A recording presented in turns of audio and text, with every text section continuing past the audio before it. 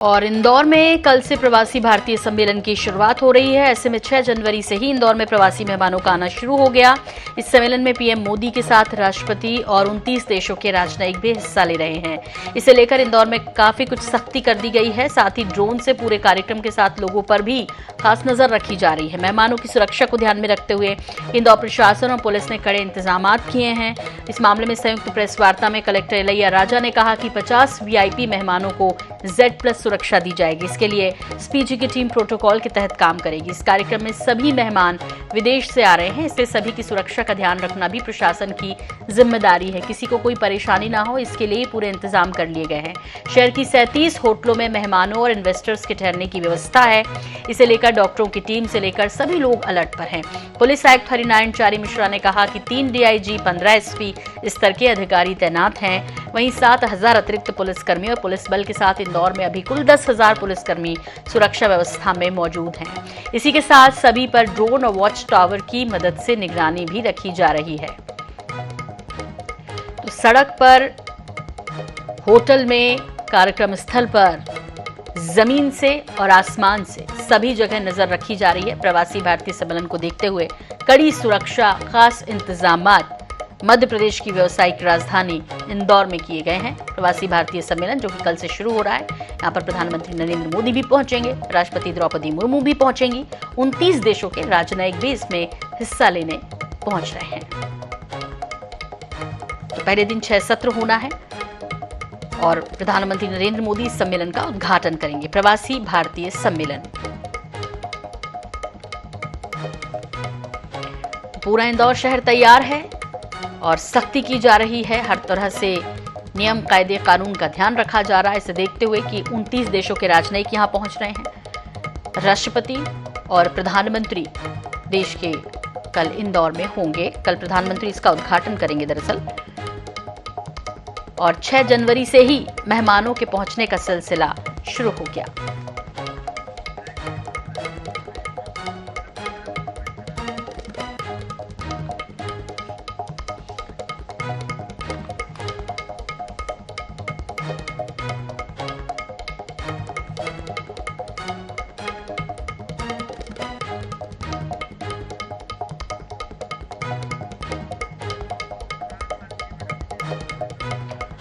और इस विषय पर हमारे साथ ज्यादा बातचीत के लिए जुड़ रहे हैं अनुराग मालवीय, विशेष संवाददाता। अनुराग, चाक चौबंद व्यवस्था न सिर्फ जमीन पर, आसमान में भी, और खास नजर इंदौर प्रशासन की, जिला प्रशासन की, पुलिस भी काफी मुस्तैद।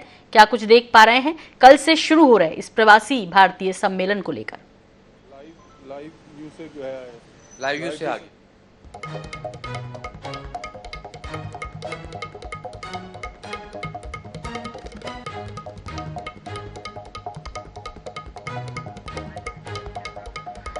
अनुराग, आपको मेरी आवाज मिल रही है? चलिए यहाँ दिखाते हैं किस तरह की तैयारियां इंदौर में हैं इस तरफ। और अगर हम बात करें तो लगभग 4 साल, क्योंकि कोविड काल में प्रवासी भारतीय सम्मेलन नहीं हुआ, ये 7वां प्रवासी भारतीय दिवस जो है उसकी ये पूरी तैयारियां हैं। 8 से 10 जनवरी 2023 तक के ये जो है पूरा की पूरा सम्मेलन चलेगा। इस तरफ मैं आपको बताऊं तो पूरा की पूरा कन्वेंशन सेंटर जो लगभग हम आपको बताएं तो 1.5 से 2 किलोमीटर के दायरे में फैला हुआ है, वहाँ लगभग यह पूरी तरह से तैयारियां होगी। सुरक्षा के इंतजाम की बात करेंगे तो हर तरफ हम देखेंगे किस तरह के ये इंतजाम है। सिक्योरिटी अलग अलग स्तर की गई है। 50 से ज़्यादा वीआईपीज हैं। प्रधानमंत्री खुद यहाँ मौजूद रहने वाले हैं। लेकिन हम देख सकते हैं कि प्रस्तुति के लिए किस स्टैंडर्ड्स को फॉलो किया गया है।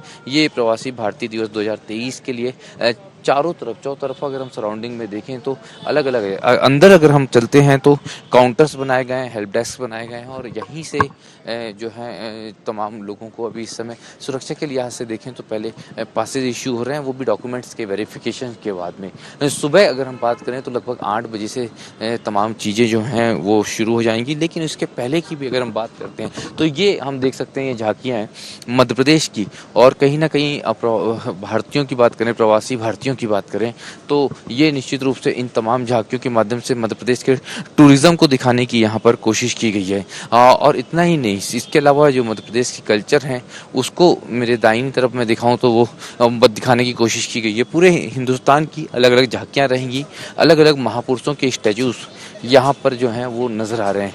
ये सामने जो है वो हेल्प डेस्क है और उसी के सामने के वो तमाम काउंटर्स हैं जहाँ से आप देख सकते हैं कि कोशिश की गई है लोगों को हेल्प करने की। हर कंट्रीज़ के लिए जो है वो हेल्प काउंटर्स यहाँ पर बनाए गए हैं। तो ये वो तस्वीरें हैं, ये रजिस्ट्रेशन काउंटर है और इसके चौतरफा जो है अगर हम देखें तो ये तैयारियाँ नज़र आ रही हैं। मध्य प्रदेश और ख़ासतौर पर अगर हम इंदौर की बात करें तो वो पूरी तरह तैयार नज़र आ रहा है फ़िलहाल।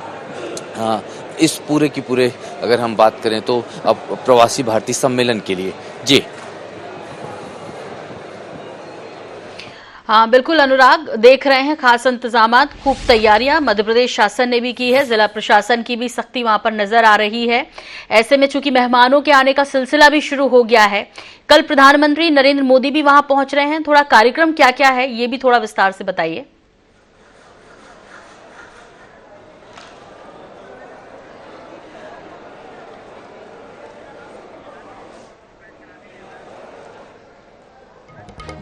हेलो। तो इंदौर नगर निगम आयुक्त प्रतिभा पाल ने कहा कि पहले दिन 8 जनवरी को युवा प्रवासी दिवस मनाया जाएगा। तो युवा प्रवासी दिवस कल मनाया जाएगा, 6 सत्र होंगे और प्रवासी भारतीय सम्मेलन इंदौर में खूब तैयारियां। कोरोना काल में ये नहीं हो पाया था, प्रधानमंत्री नरेंद्र मोदी इसका उद्घाटन करेंगे। पुलिस और इंदौर प्रशासन ने इसके खूब इंतजामात किए हैं। लंबे समय से मुख्यमंत्री शिवराज सिंह चौहान भी इस पूरे आयोजन पर अपनी नजर रखे हुए हैं और इसे न सिर्फ जमीन से बल्कि आसमान से भी कड़ी निगरानी रखी जा रही है इंदौर के हर शख्स पर। और 29 देशों के जो राजनयिक मध्य प्रदेश की व्यावसायिक राजधानी पहुंच रहे हैं उन पर भी। अनुराग, क्या क्या होगा इस पूरे कार्यक्रम में, उस पर भी थोड़ा सा प्रकाश डालिए। देखिए बिल्कुल, अगर हम बात करें तो इस कार्यक्रम का जो सबसे महत्वपूर्ण या मूल थीम की अगर हम बात करते हैं तो वो ये रखी गई है कि जिस तरह से जो भारतीयों का यानी कि मूल निवासी भारतीयों का एक संपर्क प्रवासी भारतीयों के साथ हो, जो सबसे महत्वपूर्ण थीम है। लेकिन इसके साथ में अगर दूसरी बात करें तो जो पीएम मोदी का संबोधन, राष्ट्रपति का संबोधन और उसके अलावा हर जो यूनियन मिनिस्ट्री MEA ने एक अलग अलग विभागों के साथ में कहीं ना कहीं कम्युनिकेशन करने की कोशिश की है कि किस तरह से ये जो है आपस में किसी तरह से मिलके तमाम उन चीज़ों को बढ़ाया जा सकता है जो भारत के आर्थिक और तमाम तरीके के विकास में योगदान में होगी। हेल्थ के लिए एक अलग से पूरी समिट होगी यहाँ पर और उसमें हेल्थ मिनिस्टर्स नजर आएंगे। इसके अलावा केंद्रीय मंत्रियों का जमावड़ा है। दूसरी बहुत महत्वपूर्ण बात मैं आपको बता रहा था वो ये भी है कि जो प्रवासी भारतीय हैं उनके साथ में आपस में भी ऐसा नहीं है कि मूल भारतीयों के साथ में ही प्रवासी भारतीय भी आपस में नहीं मिल पाते और कई तरह से ग्लोबल लेवल पे जो स्कीम्स हैं उनको किस तरीके से एग्जीक्यूट किया जाएगा जो भारत सरकार के द्वारा प्रवासी भारतीय को दी जाएगी, क्योंकि अलग अलग देशों के लोगों को। तो यहाँ पर वो एक कोऑर्डिनेशन डेस्क भी बनाई गई है। जैसे हांगकांग के साथ में हमने देखा स्विट्जरलैंड की डेस्क है, ऑस्ट्रेलिया के साथ न्यूजीलैंड की डेस्क है। ये इसलिए बनाई गई है कि दो देशों के प्रवासी भारतीय आपस में मिलकर भी कुछ कर सकते हैं। तो कई सारे उद्देश्यों के साथ में कहीं ना कहीं ये आगे बढ़ रही है समिट की अगर हम बात करते हैं। और हम देख सकते हैं कि जिस वृहद रूप से, जिस तरीके से ये पूरा की पूरा सम्मेलन हो रहा है 17वां प्रवासी भारतीय दिवस पर, इसमें बहुत सारी महत्वपूर्ण बातें हैं। खास तौर पे इसमें कई सारी कल्चरल एक्टिविटीज भी होंगी और इसी कारण जो है इसके लिए एक जो है स्लोगन भी दिया गया है और वो दिया गया है अमृत काल में भारत की प्रगति के विश्वसनीय भागीदार प्रवासी भारतीय। तो बहुत सारी मेमोरीज लेके तो वो जाएंगे ही, साथ में कुछ ऐसा भी करके जाएंगे जो मध्य प्रदेश और देश को उम्मीद है जिससे देश की आर्थिक प्रगति में कहीं ना कहीं एक बड़ा योगदान इनका होगा। इसको बढ़ाने की कोशिश थी लेकिन एक ब्रेक लग गया था कोविड काल में, लेकिन अब दोबारा इस कोशिश को इंदौर की धरती से शुरुआत की जाएगी। कल से ये शुरुआत होगी प्रधानमंत्री के उद्बोधन के साथ। जी अनुराग, बहुत बहुत शुक्रिया इस तमाम जानकारी के लिए आपका। तो इंदौर वासी तैयार हैं। कल से जिस तरह की शुरुआत हो रही है प्रवासी भारतीय सम्मेलन की, 6 सत्र आयोजित किए जाएंगे। पहले दिन युवा प्रवासी सम्मेलन होगा और कई सारे कार्यक्रम, खास इंतजामात इंदौर शहर में किए गए हैं इसे देखते हुए।